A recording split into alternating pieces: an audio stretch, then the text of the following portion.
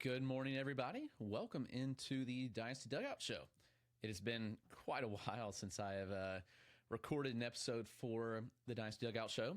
I do plan to get back to that pretty regularly. Some of you know, this year, during the middle of the season, I had a baby, and so it's been a big life transition for us. And obviously, with all the stuff that I'm doing, kind of made it a little tough to find time to record as well. I do want to get back to recording pretty much daily. I hope to do that as we move forward with the offseason into the 2025 season. But I wanted to hop back on the mic because I just got back from the Arizona Fall League and I was able to see a lot of guys, and I want to break them down. Not just statistical looks, tell you what I saw, because there were a lot of fun players that I saw out in the AFL, and here to break them down. We'll start with Glendale, so we'll just go alphabetical order. Today's episode will just be the Glendale Desert Dogs. They have an immense amount of talent, so I figured that would be enough to take up one show worth of time. So we're going to talk about Glendale today, starting with Andrew Painter. Obviously, he is the prize jewel of this team and really the prospects in the AFL. When you think about Andrew Painter, we think about someone who is one of the best pitching prospects in the game. So Andrew Painter, obviously a stud pitching prospect. He threw last Wednesday. Got to see him, as you can see here on the film. Painter looked really good. He did a lot of things that I wanted to see from him, which was really just command and throwing strikes. And I know that seems, obviously simple. Painter's stuff was back pretty early. First start back, we saw him look really good. The fastball touched triple digits in his first start. This start that I saw, the fastball touched 99. He consistently set 97. He threw a cutter in there at 93, 94. He threw a slider, 87 to 90. He threw a changeup in the 90-mile-an-hour range. And he dropped in his curveball, 77 to 80. So with Painter, this is every pitch that he threw that you're seeing right here if you're watching on video. And the thing was that he really was competitive every pitch. He only had 2 non-competitive pitches in the start. There was one as I'm talking. He sailed another one. But he looked really good overall. He threw 25 strikes, 33 pitches.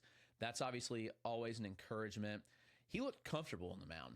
And I think that when you come back from TJ, it's always about the command. Like, how is the command going to look?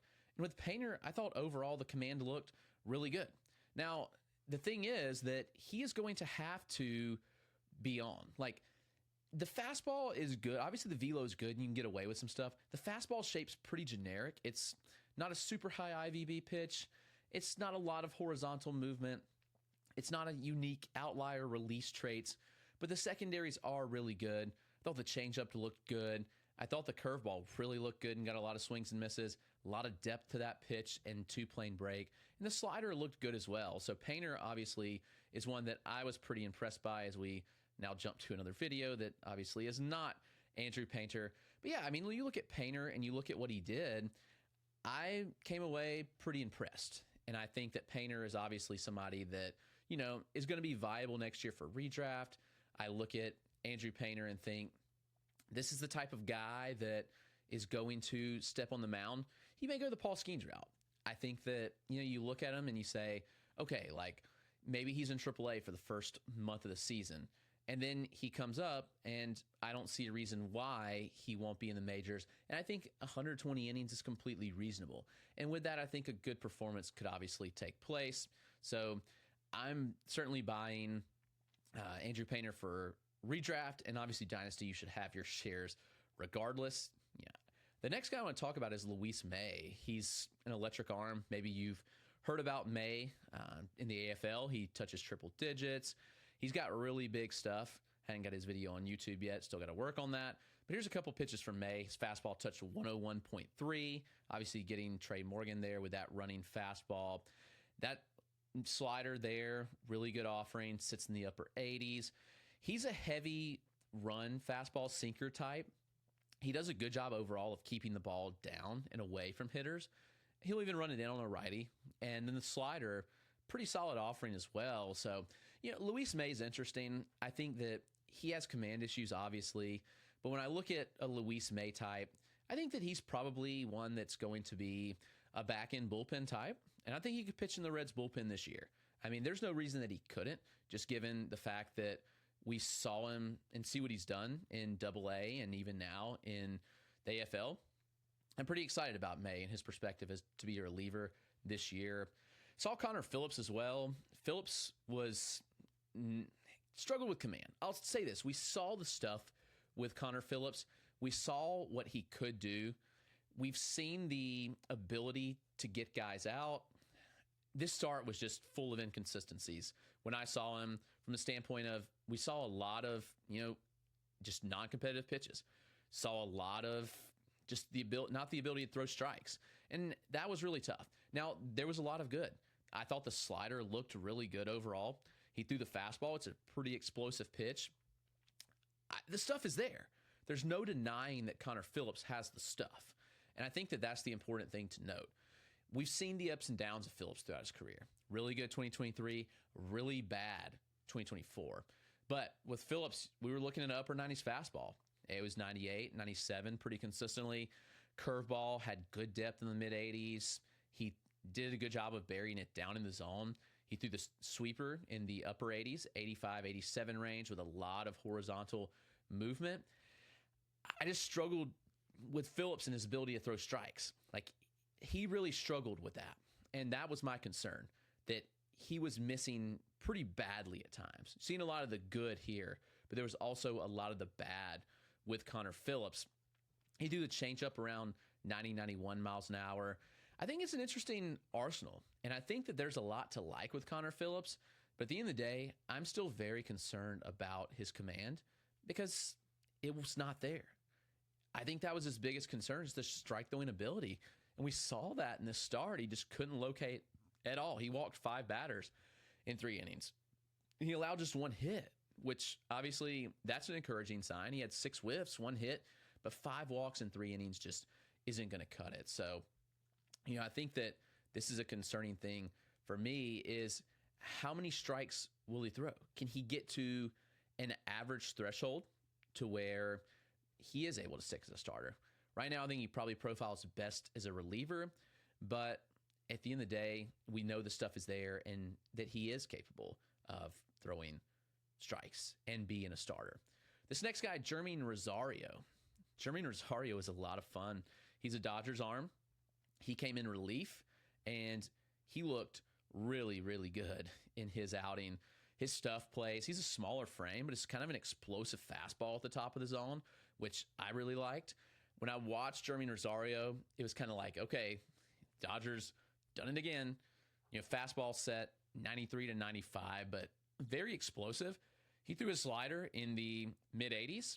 Really good depth there. Cutter slider at 87, 88. May have just been the same pitch. Curveball. He kind of pulled the curveball back and had a kind of wide range of velocity. You saw it 75, and I also saw it at 80. Same pitch, just a good variety of velocities there. And then Jerming Rosario also threw a changeup at 86, 85 range. This is an interesting guy. And, obviously I've known the name, I've known about him, but when I watched Jerming Rosario pitch, I came away pretty impressed, actually. I look at Jerming Rosario and think that this is the type of arm that probably is in their bullpen pretty quickly. He's just got nasty stuff. Could he be a starter? Yeah. I mean, I wouldn't rule that out, but I think that Jerming could absolutely play in a Dodgers bullpen sooner than later. So he's somebody that I'd be really excited about. The shorter frame, he's got some longer legs. He's pretty explosive, good extension for the shorter frame. I think that Rosario is a guy to really know in their system. You see the slider there to a lefty. He's not afraid to throw that slider to the back foot of a lefty and really get him out. So I came away really impressed with Jerming Rosario. He's a guy that should certainly be on your radars, if not already. Now, Eriq Swan is somebody that I actually did not see. I was very sad that he threw on Sunday. I had already flown out, and he ultimately was rained out after 8 pitches. So Eriq Swan, Beck will actually see him tonight. They're playing a doubleheader. He'll pick up where he left off. I think Eriq Swan is a Really, really fun arm. Another Dodgers guy. He's a big 6'6" righty, big stuff. He's averaging upper 90s on his fastball. He's sitting 97, 98, touching 99, which is awesome to see. You see the mid 80s slider. He throws an upper 80s cutter, low 80s curve, and a low 90s changeup. It's a deep arsenal. I think that Swan is somebody that's highly underrated in the system. Very sad that I did not get to see him, but look out for the video on him. Beck should get some good video of him tonight on Tuesday as we are recording this, and you should be able to see a little more about him. But I do want to mention Eriq Swan on this Glendale team because he's been awesome so far this AFL, and I think he's one of the bigger breakouts here where I look at Eriq Swan, maybe he's a reliever because the command and control, but the stuff is most certainly there with Eriq Swan. He is a ton of fun. I think that this is a name that most will know pretty soon. So Eriq Swan, watch out for him. I saw Grant Taylor as well. Grant Taylor was honestly a bit underwhelming, more due to the fact that we only saw him pitch for an inning. Went to his start in Scottsdale, and he threw one inning. Now, Taylor, it was not from a lack of stuff. He was BABIP to death pretty bad. I'll put the video on here so you can see if you are watching along. As always, all these videos will be on YouTube as well. I encourage you to subscribe. Grant Taylor pitched well, I thought. He was BABIP to death. He had an easy play. Matt McLain had an easy play at second right here early on to Adrian Pinto. Did not make the play. So the game started with a infield single that probably should not have been. So right off the start, it's like, okay, we're already starting off bad. And then he threw a lot of pitches in the first just from getting BABIP'd. I mean, he allowed another infield single, a bloop hit. It just kind of got ugly. He had a 4-pitch walk. I think he was frustrated. But you look at the video here, Grant Taylor is well filled out. He's got strong lower half, like a Spencer Strider-esque lower half. It's a big fastball, kind of cuts it a little bit at times, gets up to 98. He was down in low range of 94, so 94 to 98 range for Grant Taylor on the fastball. He threw a good changeup at 88. Slider was in the 86 to 87 range, and the curveball, he threw the curveball a lot, 83 to 85 mile an hour range. Those breaking balls are distinct pitches there. I love the arsenal, and I still love Grant Taylor personally. I am not out on him. This is obviously a guy that was breaking out early in the minor league season before. He obviously went down with a lat strain. He missed all year. First game action back is in the AFL. Taylor's stat line does not look good in the AFL, but I do think that creates a good buying opportunity. Could really care less about any of these guys' stat lines. I'm looking at the quality of what they bring to the table, and Grant Taylor has it. He's got the stuff. This is a decent lineup that he faced, actually. You see some of the Mets guys, Jet Williams, Drew Gilbert. It had Thyron Lorenzo in it. Sammy Siani's looked really good in the AFL too. So he faced a good lineup. Just an inning of work, sadly, but I would not change my opinion on Grant Taylor at all. He's still a guy that I really like, and I think he's going to have a strong 2025 season if he can be healthy, because this is somebody that did have Tommy John in college and then had the lat strain that caused him to miss most of this year. One more pitcher before we get to the hitters. It's Matt Svanson. Matt Svanson is a reliever with the Cardinals. He's someone that I was really impressed by, honestly. I thought he had a really good inning of work. Now, look at this profile. It was a mid to upper 90s fastball and a slider in the low to mid 80s, 83 to 85 range. We'll share this on the screen so you can see it. Only inning of work, so not a lot of film here. But Matt Svanson, fun arm. I think he's a future MLB reliever. Big frame, big stuff. He kind of gets a little bit of crossbody there. He hides the ball very well. That fastball can explode on you. Then he dumps that slider down. Fastball is a little arm side run, as you saw there. There's another one. Hitters look a little confused on it. And then he gets you with that slider. Just absolutely wipe out pitch. Big fan of Matt Svanson and what he brings to the table. I think Svanson is certainly an MLB reliever. Somebody to know if you're in a deeper dynasty league where relievers matter. Matt Svanson, S-V-A-N-S-O-N. Let's get to some hitters. Now, this team has a lot of fun hitters in their lineup. I really liked what I saw from a lot of these guys. Obviously, big names like Matt McLain. He's an MLBer. Don't need to see a lot from him to know that he's a good bat. But obviously, it's been good to see him perform. He had an absolute moonshot. I'll show you that swing here really quick. He hit one 431 at 102 off the bat. Pull that up here.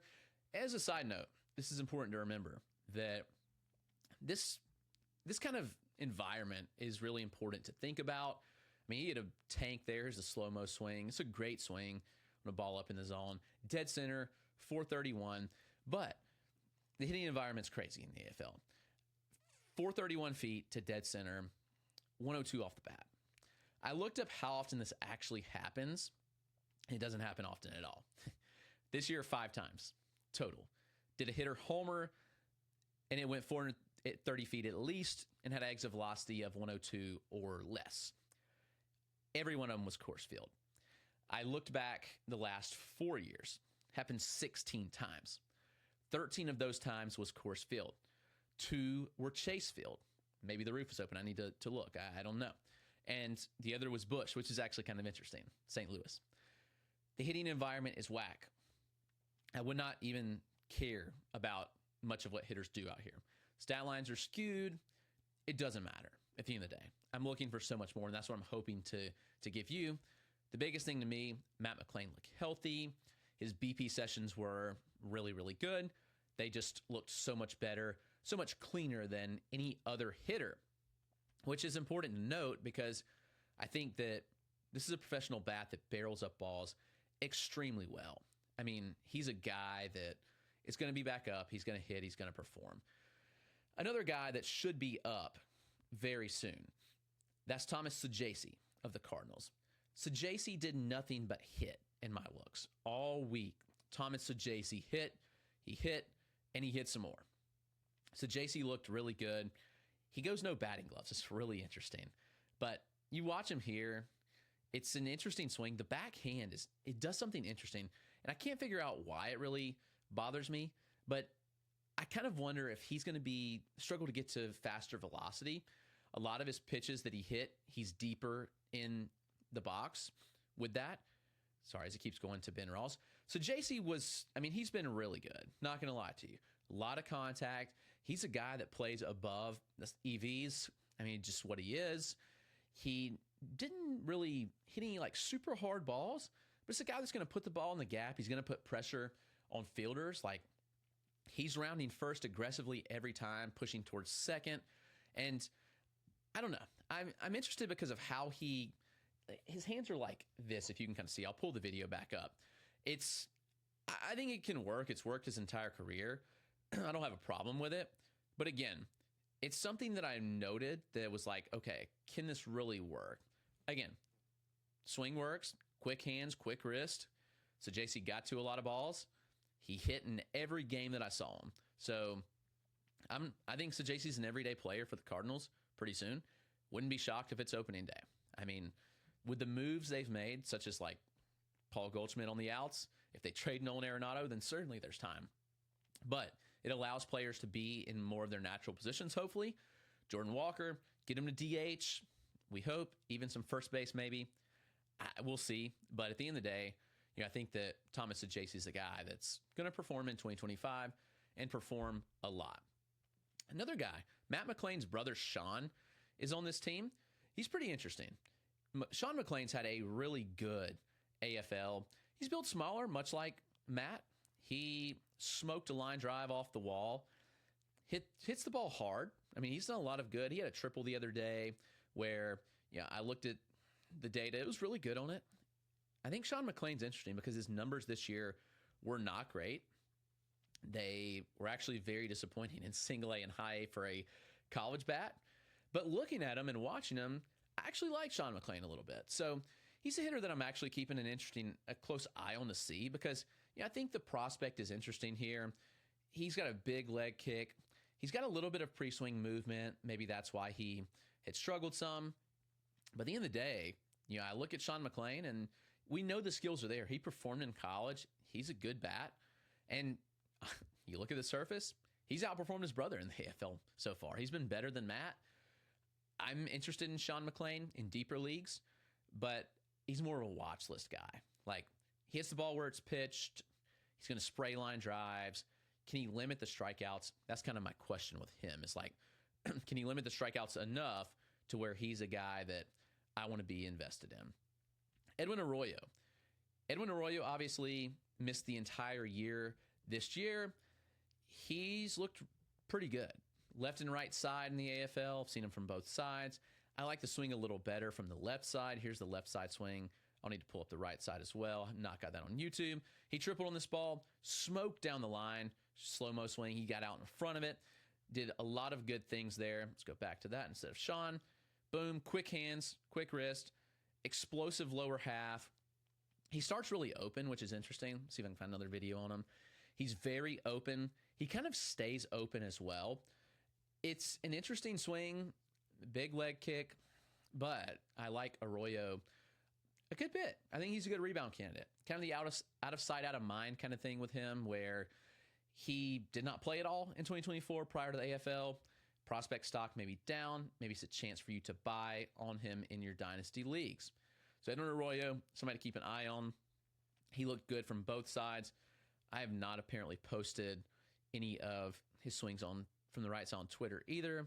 I know I have some, trying to find them. But Edwin Arroyo is an interesting bat, good glove at shortstop as well. So somebody just to keep an eye on. I think that I would watch him pretty closely. Let me see if I can share this tab. It's up now. I think I've got one of him from both sides on this window right here. Let's see. Here we go. I think this is only a left-hand swing. Dadgummit. Anyway, I've got one somewhere. I will get it. But again, that's a pretty explosive swing right there. I like Arroyo a lot and am interested in what he brings to the table. So Edwin Arroyo, watch out for him. That's kind of the infield of this team. The outfield, obviously, is the most fun because we get to talk about Zyhir Hope. Hope is interesting. Zyhir Hope is built. He's built like a bowling ball. He's small. He's 5'10". I stood next to him on the field, and I think that this is absolutely accurate. Like, he's definitely 5'10", but he's strong. Like, he is well filled out for a 19-year-old. Like, look at those quads. Look at his frame. I'm not sure this video does it justice. He hit a ball an absolute mile that went foul. I think it was that first swing right there. It went 450 at least, just hooked around the line, foul. That's that slow-mo swing you see right there. Let's go back to that swing again and see it. Man, he got all of it. He just hooked just a tad bit foul. You know, I saw Hope a decent bit this week. I think I saw him in 3 games. Hope is interesting. Obviously, he's got more helium than any prospect in baseball. I have been told that a major outlet is going to have him very, very high when the update comes out. Hope obviously deserves the love. I mean, he missed time during the year, but when he was on the field in single A, he was elite. That's what it was. The data was off the charts. A 108.5, 90th percentile exit velocity, that's elite. I mean, we're talking about like a range of like Junior Caminero was in this year. That smokes what Junior Caminero was when he was 19. The end zone contact rate, 87%, very good. Impressive mark. Overall contact rate was very good as well. He doesn't chase. I mean, we're talking about somebody that had like a 17% chase rate. It's just absurd what Zyhir Hope did. Obviously, I want to see him at the higher levels. Something that I will say that gave me a little bit of pause was breaking balls. He did not seem to pick up spin well. He hammers fastballs, but the breaking balls, it's like he didn't seem to pick them up too well. Right or wrong there. That's what I saw in the 3 games. Small sample, obviously. He set on some breaking balls that were called third strikes. He swung through some good breaking balls that were, just out of the zone. I think Hope's a really good player. I've got Hope in my top, I think he's top 25. I'm hesitant to go top 5 on him yet, but I do think there's an argument. The data was elite. Hope's a good athlete. He's a good runner. He checks a lot of boxes that you want to see. I want to see him above single A. So probably starts in high A. Maybe they skip him to double. Also would not be shocked if they skipped him to double A. the Dodgers get aggressive with guys. They know Hope is a great player. He's a great athlete. He was good in center field. He's got really good range. He tracks down balls. So at the end of the day, Zyhir Hope may be someone that starts in Double-A and skips high A altogether. I mean, Great Lakes is their high A affiliate, very cold to begin the year. Ultimately, I think Hope's somebody that they really like. They're going to push aggressively, and I think he's pretty ready. So don't be shocked when he's pushed to Double-A. Don't be shocked when he finishes the year in Triple-A. I mean, he'll be in the majors at 20 or 21. Wouldn't shock me at all. So I look at Hope as a potential star player. It's what he is. He checks all the boxes. He hit 470 in the fall league again. Distance doesn't really matter all that much, as I said, just given the fact that, the environment's stupid. I don't think the environment really affects exit velocities all that much, though. He's hit a ball 110.6 out here. Obviously, that 9th percentile that I mentioned, really, really good. His zone contact and overall contact here, solid. And the chase rate, 17% in the AFL, right in line with what he did in the regular season. I like Gabriel Rincones a lot as well. He's someone that had a bit of a down year. He missed some time. He got hot at one point. I'm still very much in on Rincones. He's just a ball player. He's very built. He looks the part. He's got a really strong frame. And if you didn't know anything about him, you just saw him, I think that Gabriel Rincones, this is a dude. Here's one of his swings. He's just well built, strong frame. I think he's listed at 6'2". He's a good runner. He can mash. He's got really quick hands. He got really inside that ball. Show you again. I think he's just an impressive athlete. He's not the fastest clock times, but he's very good on the base paths. Somebody that ultimately he reads pitchers well. He's getting good jumps and steals. I wouldn't write off Rincones yet. I think he's still a top 10 prospect for me in the Phillies system. Like what he brings to the table a lot. So he's the last person I want to hit on here. Nathan Church is interesting, kind of like a leadoff type guy where he set the table well a couple of times. Really liked what I saw from him. Jake Geloff hit some hard balls as well. Obviously, that's Zach's brother. He's somebody that had an up and down year, but I liked what I saw from him at times. Look at some more pitchers. Christian McGowan of Phillies is really solid. Command is his issue. Griff McGarry, same thing. If those guys figure it out, there's interesting stuff. Bryson Motts of the Cardinals, he came in 1 or 2 innings of relief, I think. Lefty, it's 90 mile an hour. It's kind of a command over control with decent stuff. Leonardo Bernal is the one that I did miss that I wanted to highlight. Leo Bernal is a lot of fun. I'll pull up his video for you real quick. Bernal's underrated. He can absolutely mash. He has a powerful stroke. He had a big-time bomb in one of the games at Glendale. Let me see if I can show you this real quick because he is one that I did have on my notes that I just absolutely whiffed on. So here's this Leonardo Bernal home run. Big power, big frame, decent behind the plate. Here's a slow-mo of that home run. Smacked. I like Bernal a lot, and he's a good power-hitting catcher. Good feel to hit. Definitely interested in him. Also realized I failed to mention Otto Kemp. I'm just whiffing on a lot of these guys, apparently. Otto Kemp is a guy that I think will be a util guy with the Phillies as soon as 2025. He's put up some big flies. He's lifting the ball more in the AFL. That's an encouraging sign to me. He plays all over the infield. Otto Kemp. I don't know. I'm getting tongue-tied here as I've talked for 30 minutes. Here is Otto Kemp. Good frame, good athlete, good swing. That home run was to dead center. I think it came off at 107. He's got pop. He's hit him pretty hard this year. If I'm not mistaken, he has one well over 110. I do want to confirm that just to make sure. Well over 110. 116 was Otto Kemp's hardest hit ball out here. I think Otto Kemp can be a guy that the Phillies utilize in 2025. I mentioned good hit tool, good athlete, good power. So definitely know Otto Kemp's name too. I think that's going to wrap up the Glendale Desert Dogs. Fun team, a lot of fun guys, as I mentioned. Not every team's going to have that many guys to discuss. We're 30 minutes in, but thank you so much for hanging out today. We'll be back with you every day. That's my promise to you as the listener. We will record every single day during the week at least, give you something to talk about. We are nearly through the National League on our team-by-team prospect reports on the Dynasty Dugout website. So check that out. I think you'll enjoy those. I've got write-ups on 30 players for each org and ranked 50. It's pretty good stuff, in my opinion. A lot of underlying data, live looks, etc. So go check that out on the site. We're getting ready to drop some new rankings as well. So you'll have to wait and see, but those will be ready soon. Thanks for hanging out with me. We will see you guys tomorrow.